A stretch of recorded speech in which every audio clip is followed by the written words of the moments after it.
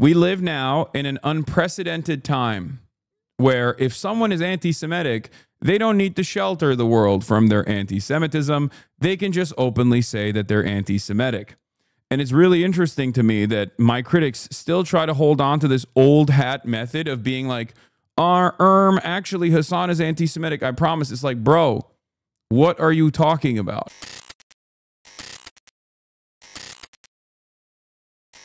The New York Times wrote about Brett Cooper and they misquoted me. Brett Cooper is spreading conservatism one celebrity drama at a time. But even stars on the left have shown respect for Ms. Cooper's approach. While Hasan Piker, progressive streamer, is accused her of copying his own internet-y cadence, he has complimented her decent job of covering apolitical topics with sometimes subtle, sometimes not so subtle right-wing tilt.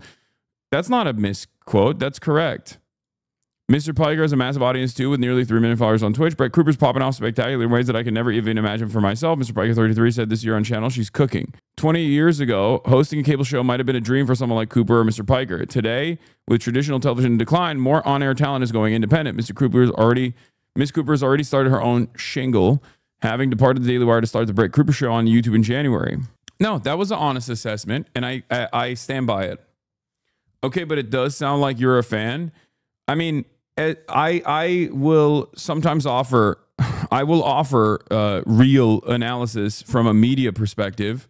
It's like when I talk about Alex Jones. Like I say, Alex Jones in his peak was a profoundly entertaining figure. You know, I that doesn't mean that he's like a force of good. He's not a force of good, right? But he is still very much an entertaining figure. Okay, more quotes. Apparently, my criticism of the Nelk Boys podcast has made its way to Haaretz. Let's take a look. Modern day Hitler. Netanyahu slammed by the right for a podcast appearance full of whoppers. Netanyahu's appearance on the Nelk Boys far right podcast and their softball questions of the PM amid mass starvation in Gaza caused outrage among leftists and the MAGA-loving manosphere alike.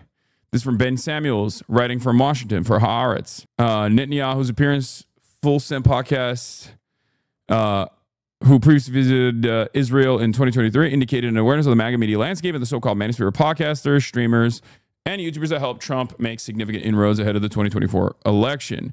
During the episode, Netanyahu repeated his well-established praise for Trump and attacked New York mayoral candidate Zohar Mamdani in more explicit terms than he has before. Netanyahu also spent valuable time during a highly anticipated interview espousing his preference for Burger King over McDonald's.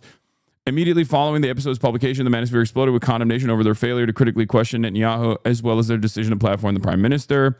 On YouTube, the episode dislikes the likes, with right-wing content creator Sneeko, an avowed critic of Israel, circulating a clip of the host saying, "We are so not qualified to do this. That's what's interesting about this. We should just not be doing this." When you're right, you're right. Maybe stick to sports betting. Promoting alcohol and gambling, says Sneeko, who has previously faced bans from YouTube and Twitch comments deemed anti-Semitic. Nick Fuentes, prominent white nationalist and popular live streamer, joined in attacking the Nelk Boys with a trivial questioning of Netanyahu. You're talking about Whoppers? Fuentes said on his podcast, friend of Burger King's signature burger, that Netanyahu expressed his love for. You're genociding 2 million people. The host, meanwhile, explicitly acknowledged the backlash while live streaming later in the day. It's a good point. Someone said having Netanyahu on is like having modern-day Hitler on, which honestly, it's a good point. We're here to learn. Be honest, Forgar said. The Nelk Boys then invited some of the critics on their stream directly to address the controversy, including both Sneeko and Fuentes. He's going to come on your show and try to get all the young conservative frat guys back in the pocket of Israel. They see you as PR for Israel doing damage control for Netanyahu, Fuentes said to the nodding host. It seems pretty unpopular and transparent that Netanyahu took the interview for that purpose. Sneeko then told the Nelk Boys that Netanyahu was worse than Hitler. Oh, damn. They linked my actual clip.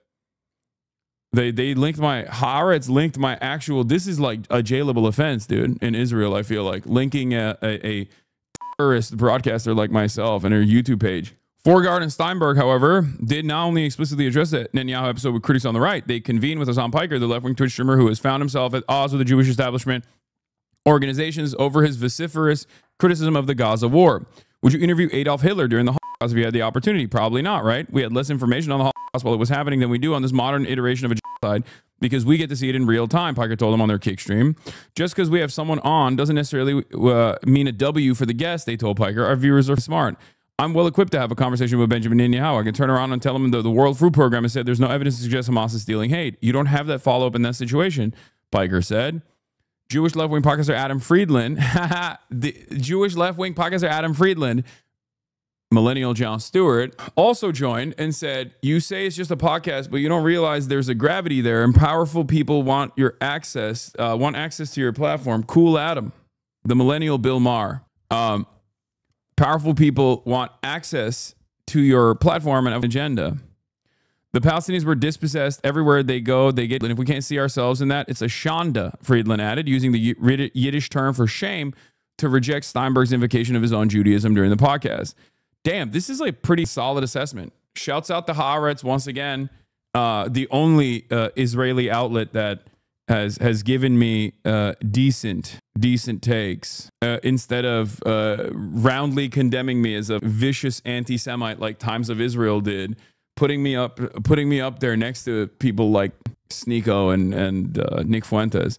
When the host tried defending it by insisting they disagree with Netanyahu, Friedland retorted, "You collaborated with him." Piker, meanwhile, called Netanyahu infinitely worse than Hamas while insisting the Israeli military's conduct is a million times worse than anything Hamas could have ever done.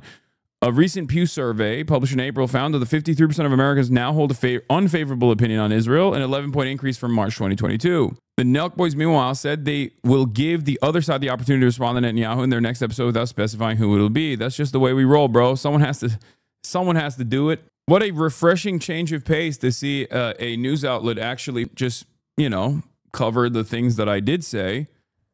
Rather than adding on additional unnecessary qualifiers, making it seem as though I've said things that I haven't said, or acting as though I have some sort of cynical underlying purpose. We live now in an unprecedented time where if someone is anti-Semitic, they don't need to shelter the world from their anti-Semitism. They can just openly say that they're anti-Semitic.